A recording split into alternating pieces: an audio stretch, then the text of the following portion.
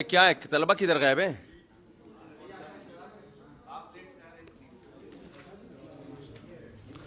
عجیب لوگ ہیں یار. چلو بھائی حدیث نمبر پڑھے نا, شوق نہیں ہے. حدیث نمبر دوبارہ پڑھیں, حدیث نمبر 3519. جی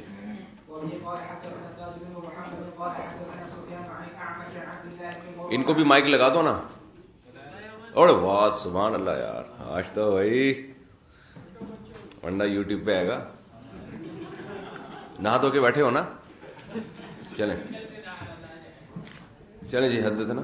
قال حدثنا سفيان عن الاعمش عن عبد الله بن مرة عن مسروق عن عبد الله عن النبي صلى الله عليه وسلم وعن سفيان عن زبيد عن ابراهيم عن مسروق عن عبد الله عن النبي صلى الله عليه وسلم قال ليس منا من ضرب الخدود وشق الجيوب ودعا بدعوى الجاهلية. جو ضرب الخدود, جو رخسار کو پیٹے, میت پہ نہیں جیسے ایسے ایسے پیٹ رہے ہوتے, آپ نے فرمایا وہ ہم میں سے نہیں ہے. وشق الجیوب, گریبان پھاڑ دے. میت پہ چیخنا چلانا ہا ہو ہے شور شرابے یہ شریعت میں پسندیدہ نہیں ہے. فرمایا وہ ہم میں سے نہیں ہے. ودعا بدعوى الجاہلیہ, اور جاہلیت کے دعویٰ کے ساتھ پکارے. تو اس کے دو مطلب ہیں, یا تو یہ یہی کام کرے جو یہ جاہل لوگ زمانے جاہلیت میں کیا کرتے تھے, اور دوسرا ہے کہ قوم پرستی کی طرف بلائے, کیونکہ اس کو بھی دعویٰ جاہلیت سے تعبیر کیا گیا ہے. چلیں حديث نمبر 3520 وفيه قال حدثنا اسحاق بن ابراهيم قال حدثنا يحيى بن ادم قال حدثنا اسرائيل عن ابي حسين عن ابي صالح عن ابي هريره ان رسول الله صلى الله عليه وسلم قال عمرو بن لحي بن قعقاع بن خندف ابو خزاعه خندفہ ابو خزاع. آگے پھر پوری حدیث آ رہی ہے اس کے بارے میں, عمرو بن لحی کے بارے میں. چلیں آگے حدیث. وبه قال حدثنا ابو اليمان قال اخبرنا شعيب عن الزهري قال سمعت سعيد بن المسيب قال البحيرة التي يمنع درها للطواغيت. بحیرہ وہ جانور ہوتا تھا, باہر سے نکلا ہے, اس کا مطلب قطع کرنا. تو جانور کے نا اونٹ کے وغیرہ کے کان کاٹ دیا کرتے تھے اور اس کو اپنے بتوں کے نام پہ چھوڑ دیتے تھے کہ اب اس کا کوئی دودھ بھی نہیں پیے گا, اس کو کوئی چھیڑے گا بھی نہیں. سمجھتے ہو؟ اور صاحبہ بھی یہی تھا, اپنے بتوں کے نام پہ چھوڑ دیا اس کو. بحیرہ اور صاحبہ فرق یہ تھا کہ ایک میں یہ تھا کہ 5 بچے ہو جائیں گے اس کے, اور 5 مادہ ہوں, کچھ اس طرح کی قید لگائی ہوئی تھی ان لوگوں نے. اس میں بہت مفسرین کے مختلف آراء ہیں.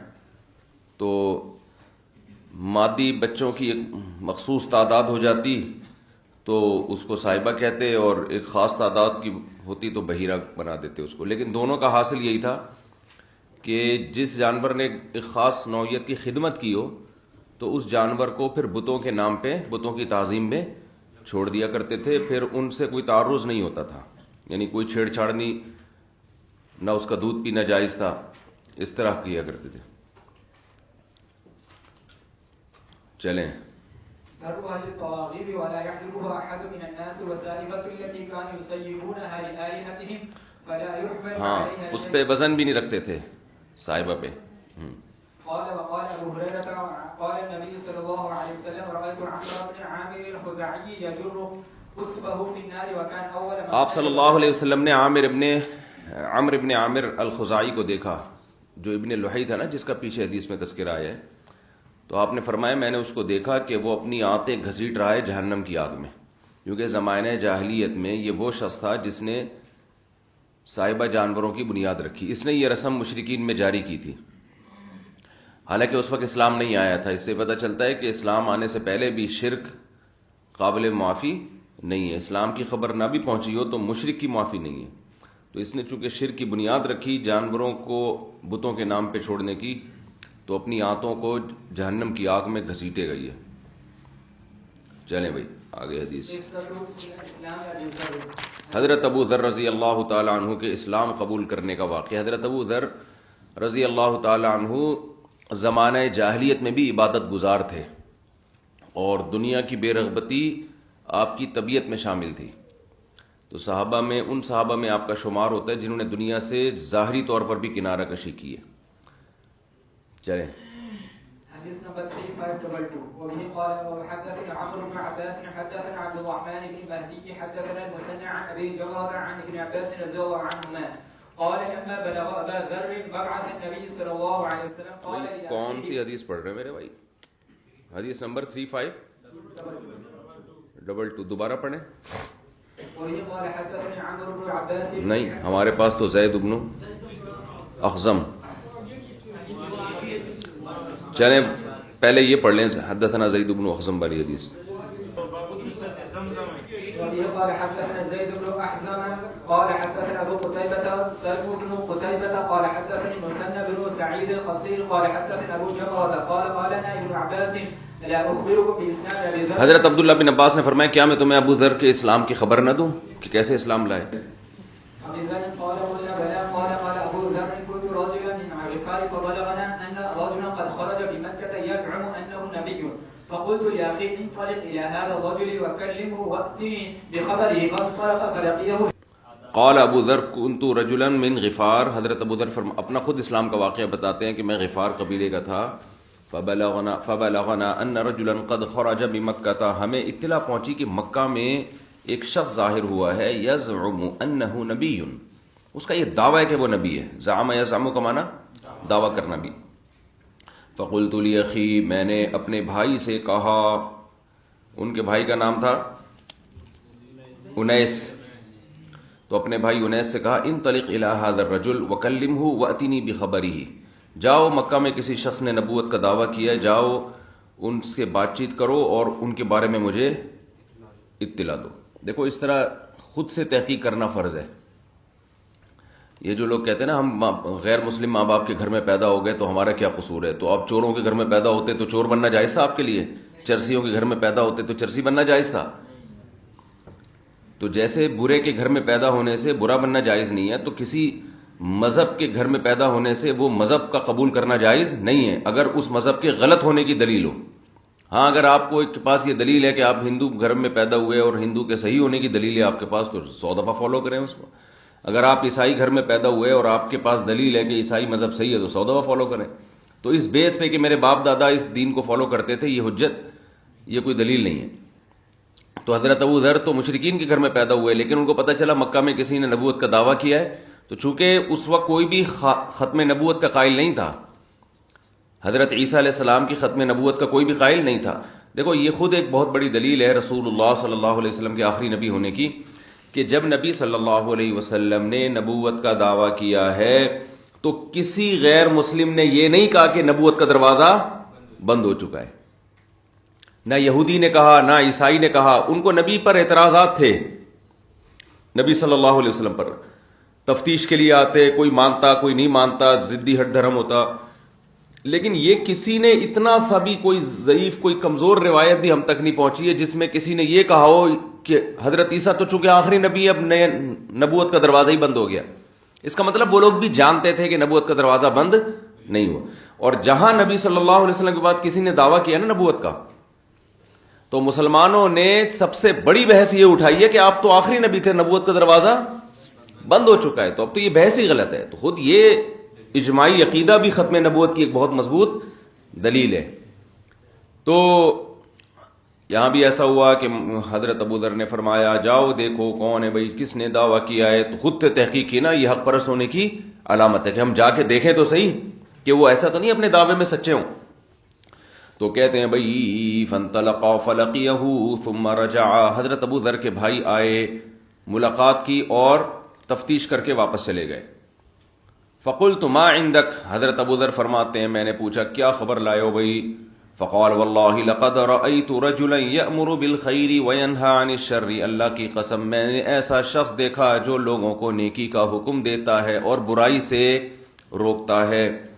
فقلت له لم تشفنی من الخبر، مجھے ابھی بھی اطمینان نہیں ہوا. بھائی نیکی کی بات تو ہر آدمی کرتا ہے، ہر اچھا آدمی اٹھے گا بولے گا نیکی کرو، اور جو بھی برائی جو بھی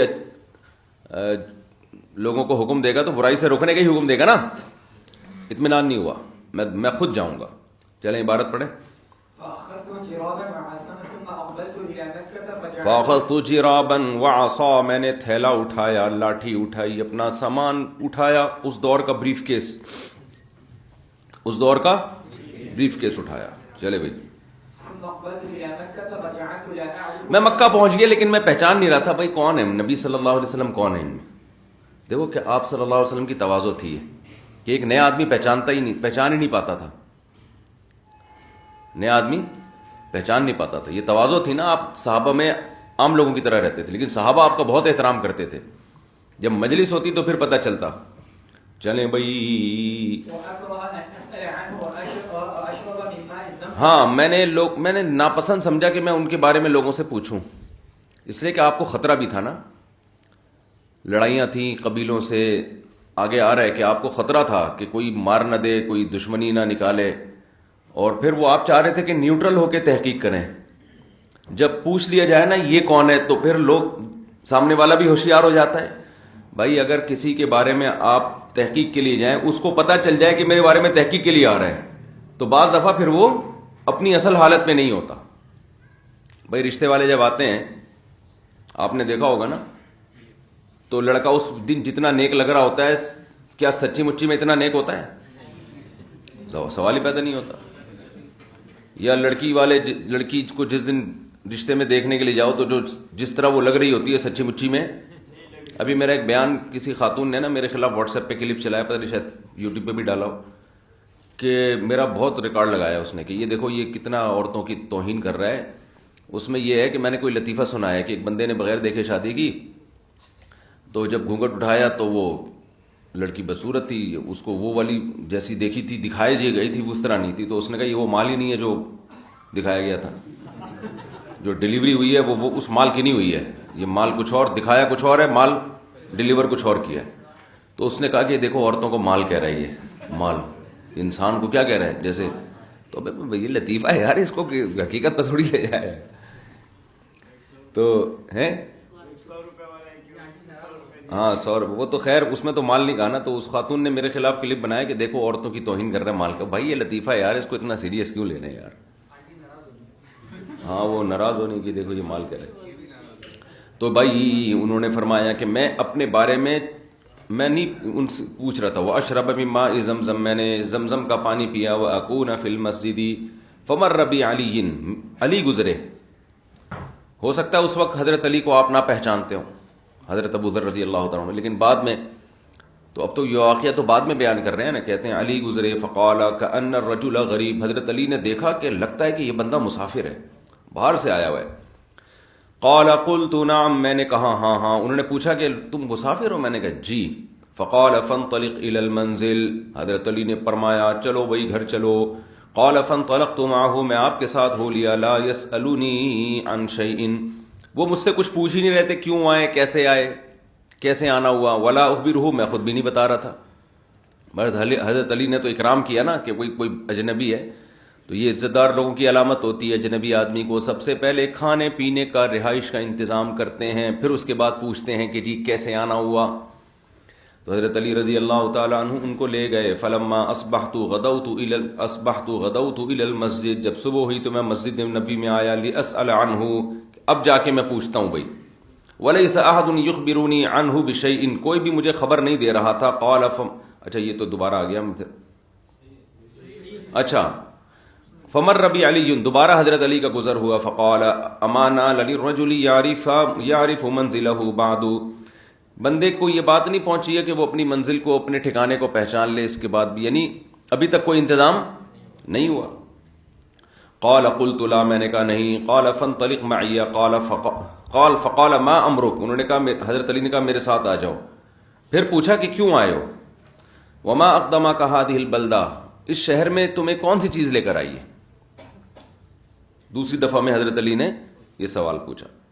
اچھا بھائی. قال قلت له ان كتمت علي اخبرتك، حضرت ابو ذر کہتے ہیں میں نے کہا اگر آپ لوگوں کو نہیں بتائیں گے نا، چھپا کے رکھیں گے، میرے بارے میں نہیں بتائیں گے، تو پھر میں آپ کو بتاؤں گا میں کیوں آیا ہوں. قال فإني افعل، حضرت علی نے فرمایا بے فکر رہو. قال قلت له بلغنا انه قد خرجها هنا رجل، ہمیں یہ خبر پہنچی ہے کہ مکہ میں ایک شخص ظاہر ہوا ہے. کیسی حدیث ہے یار، مجھے تو وجد آ رہا ہے صحیح بات. کیسے حضرت ابو ذر کا اسلام کا واقعہ کتنا عجیب ہے, اور کیسے تحقیق کی طلب کیسی ہے, اور اللہ تعالیٰ اپنے پیغمبروں کی نبوت کو کیسے ظاہر کرتے ہیں. کوئی ذرائع نہیں تھے, میڈیا نہیں تھا, کوئی فیس بک نہیں تھا, کہاں اسلام کی خبریں پہنچی ہیں. اور جو اہل حق لوگ تھے, جو حق کی تلاش میں تھے, کیسے دور دراز علاقوں سے سفر کر کے کس طرح تحقیق کر رہے ہیں. ورنہ کسی کو حق کی جستجو نہ ہو, وہ آئے, اول تو آئے گا ہی نہیں, بولے گا بھائی جو ہوگا, ایسے لوگ تو آتے رہتے ہیں دنیا میں, کیا کریں, اپنے کام سے کام رکھو, بکریاں چراؤ, گائے کا دودھ نکالو, پیو, کھاؤ پیو, موج مستی کرو, زندگی گزارو اور مر جاؤ. تحقیق کون کرتا ہے؟ اور پھر اگر کرنی بھی ہوتی تو اپنے بھائی کو بھیجا تھا, بھائی سے کہتے بھائی دیکھ کے آ یار کیا کہہ رہے ہیں یار, وہ تو انہوں نے کہا وہ اچھی باتیں کر رہے ہیں, برائی سے روک رہے ہیں. اچھا چلو ٹھیک ہے, چلو اللہ تعالیٰ برکت دے.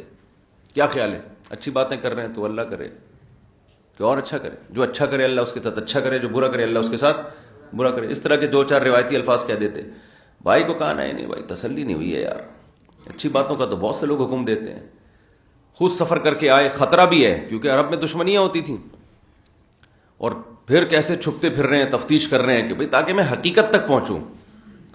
یہ بہت بڑی فضیلت ہے حضرت ابو ذر رضی اللہ تعالی عنہ کی. تو اس کے بعد کیا ہوا, کہتے ہیں بھئی ولم, کیا چلا گیا بھئی, ہاں کہتے ہیں میں نے علی سے پوچھا رضی اللہ عنہ, قد خرجہا ہونا, کہاں چلا گیا بھئی, عبارت گھوم جاتی ہے. ہاں رجل یزعم انہ نبی, مجھے پتا چلا ہے کہ یہاں کوئی شخص ظاہر ہوا ہے جس نے یہ دعویٰ کیا کہ وہ نبی ہے. فارسلت اخی لیکلمہ, پہلے میں نے اپنے بھائی کو بھیجا تاکہ ان سے بات چیت کرے. فرجع, میرا بھائی خبر لے کر آیا. ولم یشفینی من الخبر, لیکن مجھے اطمینان نہیں ہوا. فاردت ان القاہ, میں نے ارادہ کیا میں براہ راست ان سے ملوں. فقال له اما انک قد رشدت, حضرت علی نے فرمایا تم بالکل ٹھیک جگہ پر آئے ہو, اب تمہیں ایسا شخص مل گیا ہے جو تمہیں ان سے ملا دے. یہ اس لیے فرمایا کہ ادھر ادھر چلے جاتے, پتہ چلا کوئی اور لے جاتا اور پھر وہ تمہیں غلط گائیڈ کرتا. کیونکہ مشرکین مکہ تو مسافروں کو نا نبی کے پاس جانے سے روکتے تھے, اور لے جا کے کیا کہتے تھے, کوئی کہتے تھے بھئی یہ مجنون ہے, یہ دیوانہ ہے, معاذ اللہ یہ شاعر ہے, اس کے پاس نہ جانا, یہ تمہیں گمراہ کر دے گا, اس طرح کی باتیں کرتے تھے. اچھا بھائی, اچھا آج علماء جس کے خلاف بول رہے ہوتے ہیں نا کہ اس کے پاس نہ جانا, اس کو نہ سننا, تو وہ اس طرح کی حدیثیں پیش کر رہے ہوتے ہیں. دیکھو نبی کے بارے میں بھی یہی تھا کہ ساری پبلک منع کرتی تھی ان کے پاس نہ جانا, تو میرے بارے میں بھی سب علماء کہہ رہے ہیں نہ جانا, اس کا مطلب میں برحق ہوں. سمجھ رہے ہیں, یعنی مطلب یہ کہ جس کے خلاف سب علماء ہوں گویا وہ اس کے برحق ہونے کی دلیل ہے. قادیانی یہی دلیل مرزا کی دیتے ہیں کہ سارے مولوی اس کے خلاف ہیں, تو مرزا بھی اپنی زندگی میں یہ کہتا تھا. تو یہ خوب سمجھ لو, جب اسلام ظاہر ہو گیا نا دنیا میں, اور نبی صلی اللہ علیہ وسلم کی نبوت دنیا میں پھیل گئی, تو اب حق چند افراد میں منحصر نہیں ہو سکتا. اب پیغمبر کیونکہ آخری نبی ہے نا, اب کے بعد نبی نہیں آئے گا, تو اب ایک جمع غفیر امت کا قیامت تک حق پہ رہے گا. لا تزال طائفۃ من امتی ظاہرین علی الحق لن یجتمع امتی علی ضلالہ, اس طرح کی حدیثیں. امت اب گمراہی پہ جمع نہیں ہوگی. اب اگر سارے علماء کسی کے خلاف ہے نا, تو یہ اس کے 100% باطل ہونے کی دلیل ہے. اب آپ یہ نہیں کہہ سکتے کہ جی دیکھا سب لوگ میرے پاس آنے سے منع کر رہے ہیں, اس کا مطلب میں ٹھیک ہوں, کچھ تو ہے میرے اندر. تو یہ سارے جب آپ کے پاس آنے سے منع کر رہے ہیں, یہ آپ کے 100% باطل ہونے کی دلیل ہے, کیونکہ نبی کی نبوت اب پھیل چکی ہے اور اسلام کا اللہ نے حفاظت کا وعدہ کیا ہے.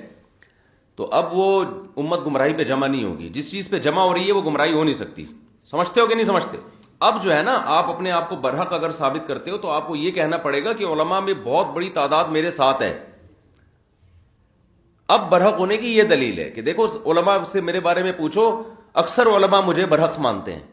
اب اگر کوئی بیوقوف بنا رہا ہے اور یہ کہہ رہا ہے کہ مولوی مجھے نہیں مانتے ہیں, یہ اس کا مطلب ہے مجھ میں کچھ ہے, تو واقعی آپ میں کوئی ٹیکنیکل بہت بڑا فالٹ ہے. اس فالٹ کو پہلی فرصت میں ٹھیک کرنے کی ضرورت ہے. اپنا خیال رکھیے گا. عبارت پڑھیے. ہاں, حضرت علی نے فرمایا تو تم صحیح آئے ہو بالکل, چلو جی میرے ساتھ چلو.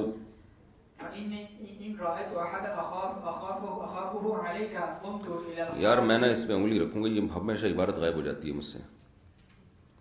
اچھا بھائی قمت إلى الحائط كأني أصلح نعلي وأمضي وأنت بمضاه ومضيت معه حتى دخل ودخلت معه على النبي. حضرت علی نے فرمایا میں جاؤں گا جہاں کہیں خطرہ محسوس کروں گا نا تو میں اپنے جوتے کا تسمہ ٹھیک کرنے لگ جاؤں گا اور باغ کی طرف چل پڑوں گا. بس تم سمجھ جانا کہ خطرہ ہے تو تم غائب ہو جانا. سمجھ رہے ہیں؟ نہیں یہی بات سمجھ رہے بھائی. اس وقت کوئی بھی مسلمانوں کے ساتھ کسی کو دیکھتا تو مشرکین مکہ سمجھ جاتے کہ یہ جیسے حضرت علی کے ساتھ دیکھیں گے تو سمجھ جائیں گے مشرکین مکہ کہ بھائی یہ لگتا ہے اسلام قبول کرنے کے لیے ہے, تو دشمنی نکالیں گے نا. اب حضرت علی کو تو نہیں کہہ سکتے تھے اس لیے کہ وہ بنو ہاشم اور خاندانی مسائل تھے, لیکن باہر کے آنے والے بندے کے لیے ان کو قتل کرنا وہ زیادہ مشکل کام نہیں تھا. تو انہوں نے کیا کیا, حضرت علی نے کہا کہ میں ایسے اب جیسے اپنا جوتا درست کرنے میں لگ جاؤں گا تو تم غائب ہو جانا. ومضی انتا, تم چلتے رہنا جیسے تمہارا مجھ سے کوئی تعلق ہی نہیں ہے. فمضى ومضيت معه, فرماتے ہیں حضرت علی بھی گئے میں بھی آپ کے ساتھ گیا, حتى دخل, لیکن کوئی ایسا خطرہ ہوا نہیں. ودخلت معه على النبي صلی اللہ علیہ وسلم, میں بھی آپ کے ساتھ نبی کے پاس آ گیا.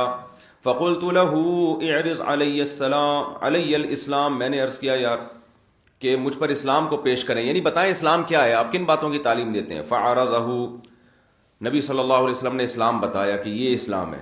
تو حضرت ابو ذر کو پسند آیا کہ بھئی یہ تو بالکل ٹھیک مذہب ہے, تو فوراً اسلام قبول کر لیا.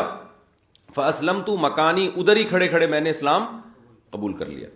فقال علی یا ابا ذر اکتم هذا الامر, نبی نے مجھ سے فرمایا کہ اے ابو ذر اپنے اسلام کو چھپانا, لوگوں کے سامنے ظاہر مت کرنا.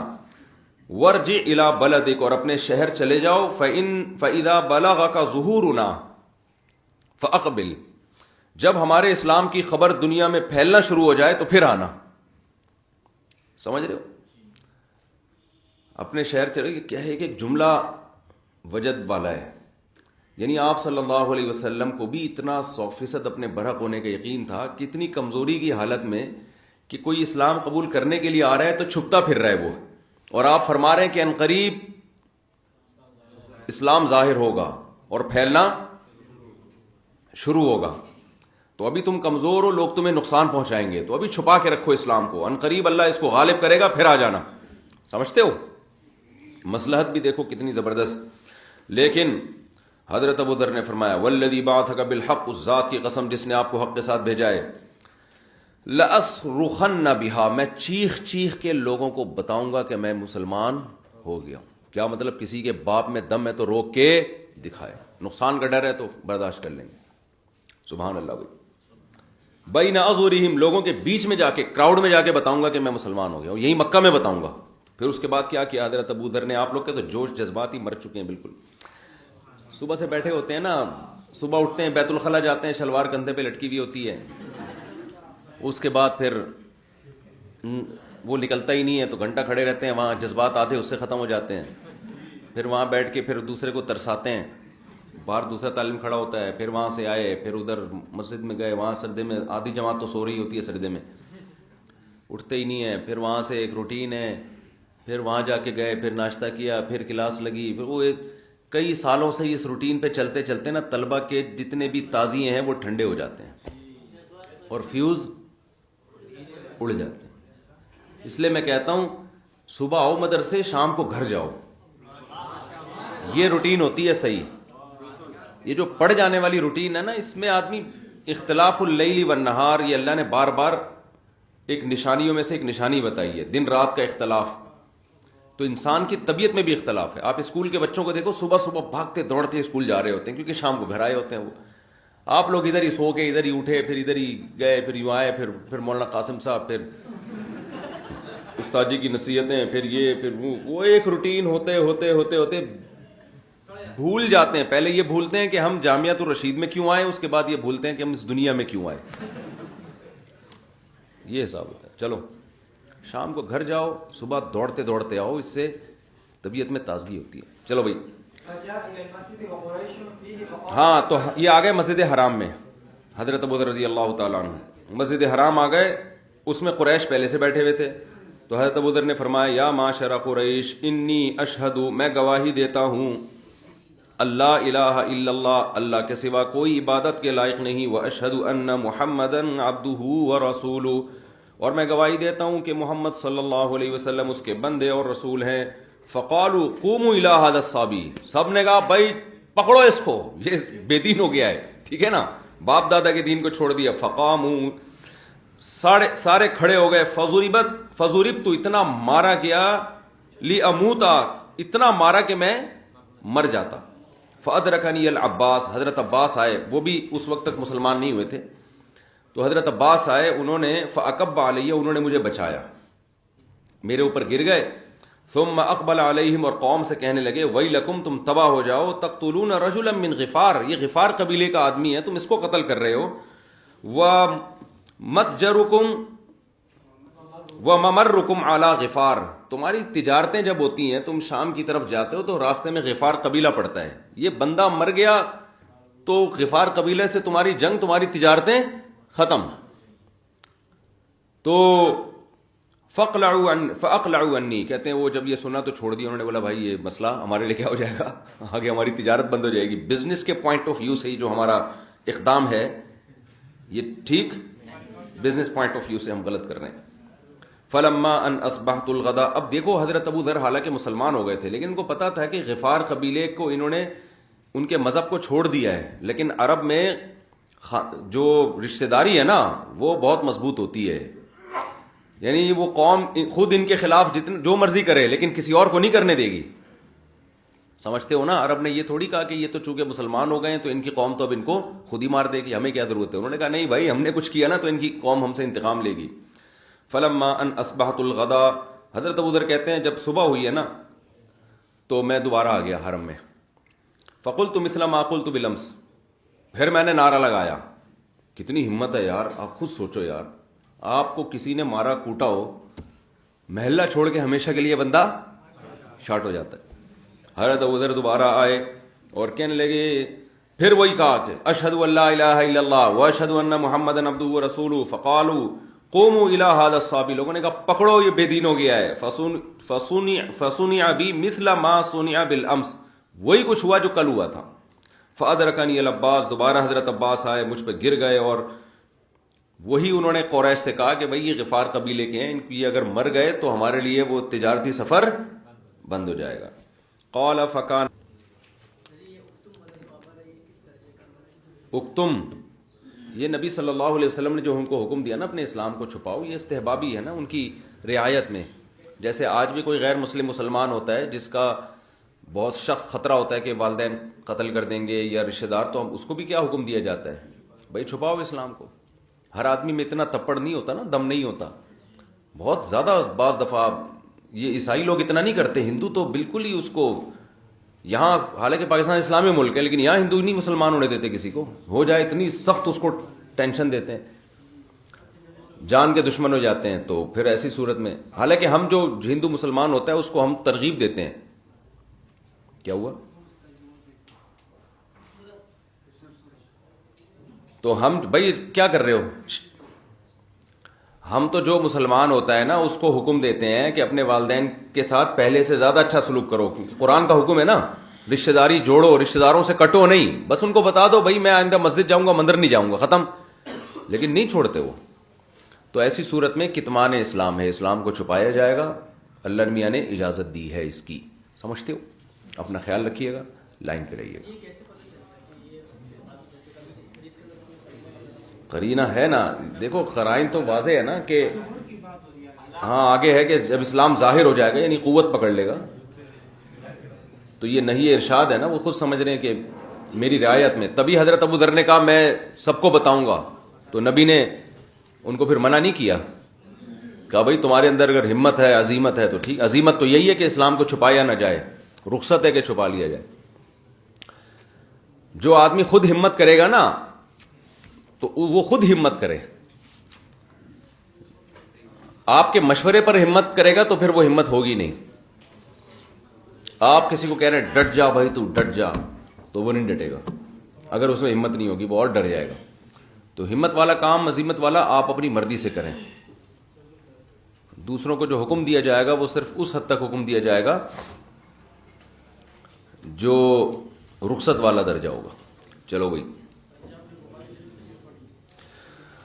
میں نے بخاری شریف مفتی محمد صاحب اور مفتی مولانا قاسم صاحب،